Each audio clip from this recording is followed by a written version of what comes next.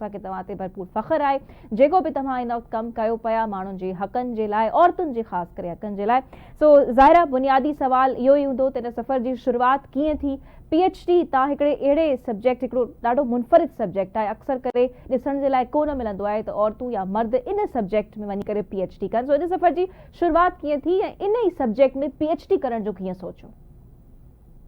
वालेकुम सलाम लैला। पहिरियों त तव्हांजे चैनल आवाज़ टीवीअ जी आउं शुक्रगुज़ार आहियां जेके ख़ासि करे औरतुनि जे हवाले सां सिंध जायुनि ते प्रोग्राम करनि था, जेकियूं थैंक यू। स्ट्रगल करे औरतूं इन मक़ाम ते पहुचनि थियूं पयूं। सो ही टॉपिक मूं कीअं कयो ऐं सफ़र त ॾाढो ॾुखियो आहे, ॾाढो ड्रिघो आहे ऐं उनखे आउं शॉर्ट करे ईअं ई ॿुधाईंदसि त जॾहिं मूं MA कई ऐं जॉब कई, लेक्चरार थियसि गवर्नमेंट गर्ल्स डिग्री कॉलेज में। उनखां पोइ मूं PhD लाइ ऐं MPhil लाइ अप्लाई कयो। MPhil लाइ जॾहिं अप्लाई कयो, MPhil जो कोर्स वर्क असांजो पूरो थियो, जॾहिं असांखे सिनॉप्सिस जमा कराइणा हुआ ऐं टॉपिक चूज़ करणो हुयो, त दिलचस्पी इहो हुयो त मां पोइट्रीअ ते करणु चाहियां पई न PhD ऐं MPhil। त सही। मूं चयो त लिखण जे शाइरनि ते कंदसि MPhil। त मुंहिंजो उस्ताद जेको मुंहिंजो गाइड हुयो, सिंध जो तमामु वॾो नाले वारो शाइर प्रोफेसर डॉक्टर अदल सूमरो, अच्छा। ऐं हिन वक़्तु खैरपुर यूनिवर्सिटी जो vice chancellor professor doctor Muhammad Yusuf Khush sahib असांजा उस्ताद हुया।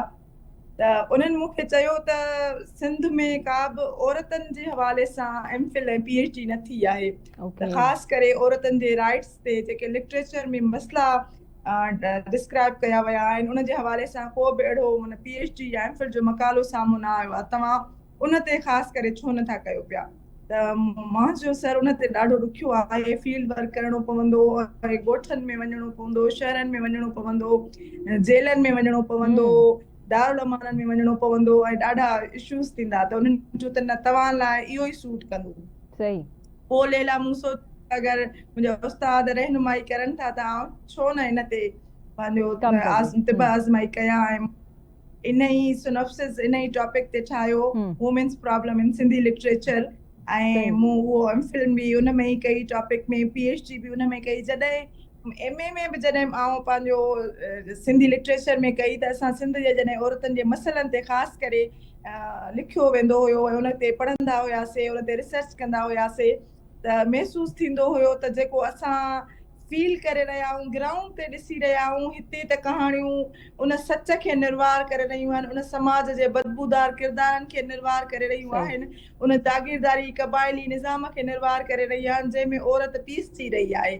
ऐं उन में घणो असांजो मतिलबु जीअं चवजनि त अखियूं खुली वञनि, असांजियूं अखियूं खुली वियूं त औरत इलाही भोगे रही आहे। ऐं जेकी असां हिकिड़ी मज़बूत ऐं कामयाब औरत ॾिसी रहिया आहियूं, इन जे पुठियां बि तमामु वॾा कारण आहिनि, उन जी बिल्कुलु बिल्कुलु स्ट्रगल आहे। डॉक्टर आयशा, तव्हांजी तालीम ते त असां ॻाल्हाए वरितोसीं, अञा बि खोड़ सवाल आहिनि, पर असुल तव्हांजो तालुक जेको आहे उहो बि ॿुधाईंदा हलियो। माण्हू ॼाणणु चाहींदा त तव्हांजो किथां खां आहे, तव्हां कहिड़े इलाइक़े कहिड़े शहर खां तालुक रखो था?